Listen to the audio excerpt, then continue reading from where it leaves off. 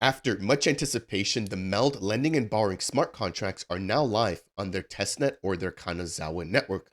We saw these exact smart contracts written in Haskell deployed back on the Cardano testnet back in January of 2023, open to the general community for testing.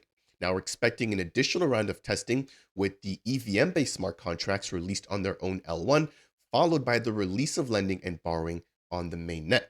As a part of today's video, I want to show you guys how you guys can get access to these smart contracts on the testnet, but I also want to highlight a recent NFT mint dubbed the MELD Manifesto.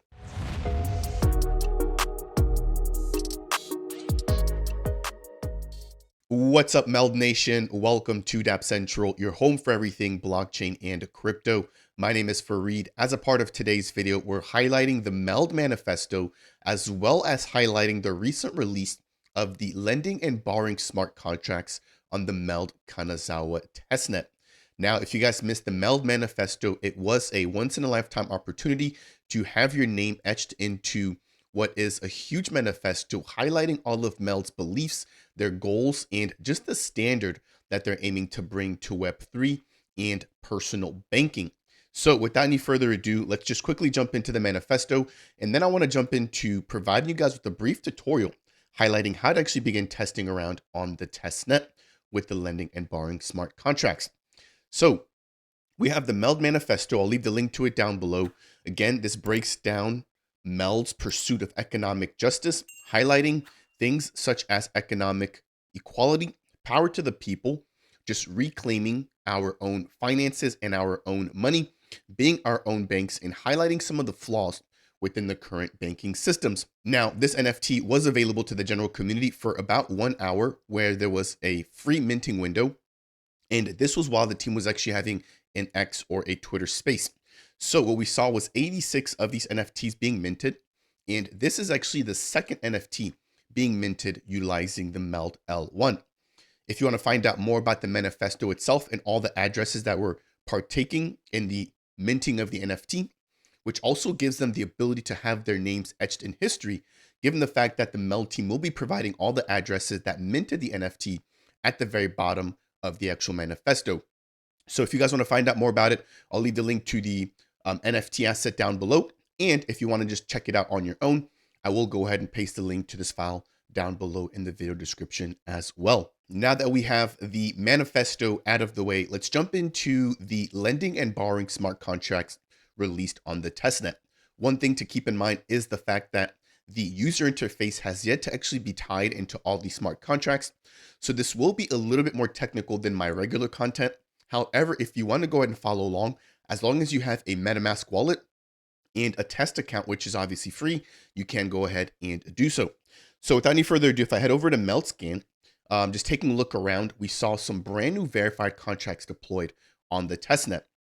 What we're going to be focusing on today will be the addresses provider smart contract, which lists a bunch of the other smart contracts that it interacts with, which include the get address for ID smart contract, the get lendingPool smart contract, which is what we're going to be utilizing today. They've also got the get price oracle contracts and just everything else that you need in order to utilize the MELD lending and borrowing protocol. So opening up the get lendingPool smart contract in a separate tab, I have that here. I'll be connecting my wallet in just a moment. But within this particular smart contract, we have the ability to borrow, deposit, we can repay, we can call a liquidation, and we can also withdraw. So again, keep in mind that these are all the different corners of MELD. If you want to just provide your asset and earn a yield, you can do that without necessarily having to borrow against that particular collateral or provided assets. But if you want to go ahead and borrow, once you have deposited on the protocol, you can go ahead and borrow additional or other types of crypto. Now, keep in mind that just due to the price value and worth of your actual collateral, you may be in a position to get liquidated. But if everything goes well and you maintain your health factor, you're able to repay your loan and then withdraw your initial collateral. So now that we've kind of highlighted the smart contracts, let's talk a little bit about the faucet and actually how to set up your MetaMask. So I already have the MetaMask extension downloaded. If I open that up here, you'll see that I have a test account, which is labeled MELD Test Wallet. Again, if you want to create a brand new account, you can just click on this plus icon here and then select to add a brand new account. So I'm just going to select the MELD wallet. Right now I'm connected to the Ethereum mainnet, but in order to add the MELD testnet, I'm just going to scroll down to the very bottom here, and I'm going to click on Add MELD Testnet. So it's going to open up my MetaMask. It's going to provide the network name, the network URL, the chain ID, and the currency symbol, which is GMELD or the gas token. And from here, I can go ahead and approve and then confirm that I want to switch over to the MELD testnet. As it states right here, I've now successfully transferred over to the MELD testnet. If I open up my MetaMask again, I can now confirm here that I am on the MELD testnet. So if I scroll down, here I am. And then if I jump back out, I can see that I have a little bit of GMELD within this particular wallet. Next, I'm going to copy my wallet address, and we're going to head over to the MELD faucet. So the MELD faucet will give us all the tokens and assets that we need to go ahead and perform the testing for today's video. So from here, I'm going to go ahead and just paste my wallet address and then click on Give Me Tokens. And my tokens have now been sent. If I jump back over to MeldScan, I've already pasted in my wallet address here, but if you want to go ahead and just see that, I'll just go ahead and paste it again here, and I'll hit enter. The page will reload, and I can see all of the assets within my wallet. Now I can see that I had transactions taking place about 20 seconds ago, and that was due to the faucet. And if I open this down here, I can see my wallet currently holds the Test Joe token, MELD, DAI, Wrapped Avalanche, GMX, Wrapped Ether, etc. I also have 2 Bank Manager NFTs within my particular wallet. So let me open up my wallet. And right now, all I can see is the GMELD. So I have 14,000 GMELD. What I will do is go ahead and quickly add the smart contract addresses for USDC, USDT, and DAI to actually verify those balances here within my wallet. So next, I'm going to click on Import Token. And I'm going to go ahead and leave the addresses down below, but I will provide the addresses for test DAI here. I'm going to click on Next. It's automatically recognized. And I can hit import. I can see I have 367 test DAI. I'll go ahead and quickly add the remaining token contract addresses here. So this is for test USDC. I'll go ahead and import MELD.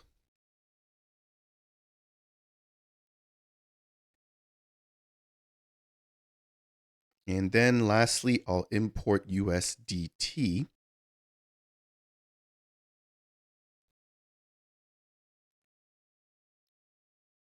And just like that, I can confirm my balances again, which is showing me 351 USDC and 359 USDT. Let me just refresh this here. And if I open up my wallet, let's see and just confirm. We have 359 USDT and 351 USDC. So everything looks good. My wallet is ready to go. So the next thing I need to do is actually connect my wallet to the MeldScan. So jumping back over into the smart contract, I'm going to click on Connect Wallet, and I'm going to select MetaMask. And just like that, I can select which account I want to associate with the MeldScan application. I'm going to click on Next and Connect. And I can now see the last 4 digits of my wallet address, which are now connected, ending in 0371. And again, here I have 0371. So at this point, I'm just about ready to begin interacting with the deposit smart contract. There is one more step I need to do, and that's to give the lendingPool smart contract the ability to interact with the DAI, MELD, USDT, and USDC within my MetaMask wallet. So in this particular tab here, I've already pulled up the smart contract addresses for MELD, which is listed here, the smart contract address for DAI, for USDC, and USDT. Again, I'll leave those down below in the description. Now, because I want to go ahead and deposit DAI first, I'm going to jump back over to the DAI smart contract. I'm going to click on contract here, and this is where I can approve the lendingPool smart contract, the ability to interact with the DAI within my wallet. So I'm going to refresh the page here because it doesn't show that my wallet is connected, even though I did recently connect it. There we go. It's now showing that my wallet is connected. And I'm going to approve, or I'm going to expand the approve function. I'm going to go ahead and grab the smart contract address for the lendingPool smart contract. And I'm going to jump back over here into the DAI smart contract. And from here, I'm going to paste the address. Now, this allows for me to identify how much of the DAI I want to have the lendingPool smart contract be able to interact with. So I'm going to type in 100 here. And in order to actually have this be converted to the raw value, I'm going to click on this button here to add the appropriate amount of zeros. And I'm going to go ahead and click on write. So I should be prompted to actually sign this transaction with my MetaMask wallet. From here, it again identifies the spending cap for TDAI, which can be done by the MELD lendingPool smart contract. And I'm going to go ahead and approve that by just hitting next and then approve. And it should be relatively quick, but I can now actually see on my separate screen that the MetaMask transaction has been confirmed. So we now have the ability to let the lendingPool smart contracts interact with my test DAI. Very similarly, I wanted to go ahead and interact with my MELD as well. Let's see how much of a MELD balance I currently have within my wallet. So I'm going to open that up here. Here's my latest transaction that was just approved. And if I jump back into tokens, I have 392 MELD. So I'm going to go ahead and just give the lendingPool smart contract access to 350 of my MELD. So again, I'm going to come to contract. I'm going to go to write contract. I'm going to click on approve. And let's see here. I'm going to go ahead and paste the lending smart contract address. And I'm going to go ahead and type in 350, make this a raw value, and I'll go ahead and write. Oh, I need to refresh because my wallet is not connected. And there we go. So now it shows us connected. So I'll paste the lending smart contract there. I'll enter 350 again, make that the raw value. I'll go ahead and write. Again, this is the spending cap for MELD. I'll hit next, approve. And let's see here. That should get confirmed very quickly here. And there we go. So I now have given the lending smart contract the ability to interact with my MELD and my DAI. Next, I'm going to copy my wallet address and I'm going to jump back over into the lendingPool contract.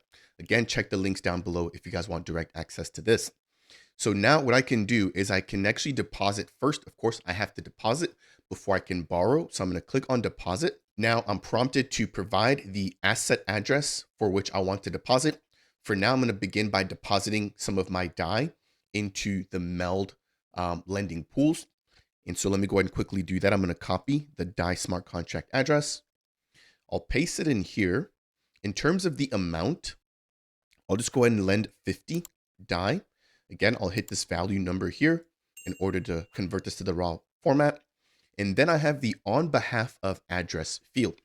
So this lets me deposit on behalf of somebody else. But for now, I want to just deposit on behalf of my existing connected wallet. So I'm going to go ahead and copy that value again here. And I'm going to jump down there. I'm going to hit paste. And I'm going to click on write. Again, I'm prompted to identify exactly what I want to do. And I'm going to go ahead and quickly confirm that I do want to go ahead and deposit. And we should see that transaction be approved relatively quickly. And boom, there we go. So my deposit has now been confirmed. Now, typically, when you are depositing utilizing the MELD protocol, what you will be receiving will be interest based off of what you've deposited. So right now, because I can't actually see the user interface, there should be some sort of APR associated with lending DAI. Now, jumping back over to MeldScan, I'm searching for my wallet, and I'm going to take a look here for some of the assets within my actual wallet. And what you're going to notice now is I have a brand new asset labeled MELD interest bearing T DAI. Again, I have 50 of that MT DAI token. This basically lets me know that I am now earning interest on that 50 DAI that I've just deposited into the MELD protocol. Again, this is extremely technical. I want to take you guys through this here just to show you guys if you want to play around on MeldScan that you can go ahead and do this. But the MELD team appears to be extremely close to getting lending and borrowing on the testnet on their L1. So next, now that I've already supplied an asset, let me go ahead and actually borrow against that. So I'm going to jump back over into the lendingPool smart contracts. This time, instead of interacting with the deposit smart contract, I'm going to minimize that and I'm going to open up the borrow smart contract. So now I'm going to go ahead and borrow some MELD. And so I'm going to click on that there. I'm going to paste the asset address for MELD, or the contract address. And let's say I just want to borrow, we're just going to keep this small, 25 MELD, which means that I should have more than enough collateral. And I'm going to go ahead and make that the raw value. Now the interest rate mode here is interesting. This allows for me to identify whether I want a fixed interest or a variable interest. I believe right now with the lending pools, the variable interest is only what's available. So I'm going to type in 2, which represents variable interest. And then I have, again, on the behalf of address, which I'll use my regular wallet address for. So I'm going to copy that and boom, I'm going to go ahead and write. Again, I'm going to be prompted to sign the transaction. I'll confirm. And the transaction has been confirmed. I mean, that was literally instantly. Let's see how long it takes to be executed. And done. So at this point, I'm going to jump back over into my wallet. And this time I'm going to refresh. And we should see a new token here. So I have my MELD interest-bearing TDAI, which I deposited. And then I now have my MELD variable debt. So again, this is the MELD that I just borrowed after putting down the 50 DAI. Now, what's interesting is that the MELD interest-bearing TDAI, that value should slowly rise the longer that the TDAI is in the yield-generating liquidity pool, because again, that's what I've supplied. In the interest value for the MELD that I've borrowed, that number will also begin to rise because again, I'm borrowing that with the TDAI that I've put down as collateral. So at this point, we've gone through the deposit smart contract and the borrow smart contract. Now let's quickly touch, on the repay smart contract, and then we'll go ahead and withdraw. So next, I'm going to minimize this again. We'll jump into repay. Again, I'll copy the MELD smart contract address. I'll paste it here. The amount is going to be 25. Again, I'll make that the raw value. The rate mode is variable. And then I have the on behalf, which is my normal address. So I'll copy that here. I'll paste it and we'll go ahead and execute the transaction. And we can see that this is the repay function. I'll confirm. And we'll wait for that to be processed on chain. What I like about this is the speed. I mean, it's almost instant, right? If I jump back into my wallet again, here we can see my 25 variable debt MELD. If I refresh, that should be gone. And I almost got it all. So in the very small amount of time that I had borrowed that MELD, there was a little bit of interest that was accrued. But as you guys can see, the majority of that position is paid back with just a very small fraction there remaining. So at this point, we've gone ahead and deposited, we've borrowed, and we've repaid our debt.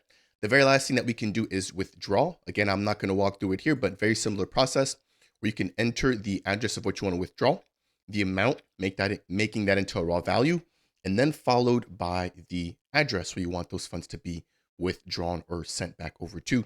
Once you're done, you can go ahead and finish that transaction, and you should be all wrapped up and good to go. So a much more technical video than normal. I do appreciate you guys sticking all the way through. This was a test of the MELD protocol smart contracts live on the testnet, letting me know that the team is nearing the completion of this particular feature, again, which should hopefully come out to the masses in little to no time. Biggest takeaway for me is just the speed at which transactions are processed. As you guys saw there, that was not even an aggressive amount of gas being sent in order to prioritize my transactions. But even without that, things were processing in a matter of 4 to 5 seconds. So speed will definitely be huge. And we shouldn't have any issues with liquidations and everything like that moving forward on the MELD L1. That will do it here for today's video, touching on all the updates surrounding MELD. highlighting the MELD Manifesto as well as the L1 smart contracts released on the Testnet.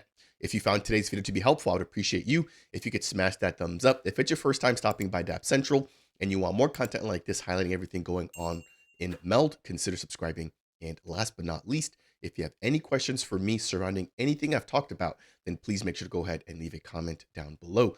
That said, and as always, I'll see you guys in the next video.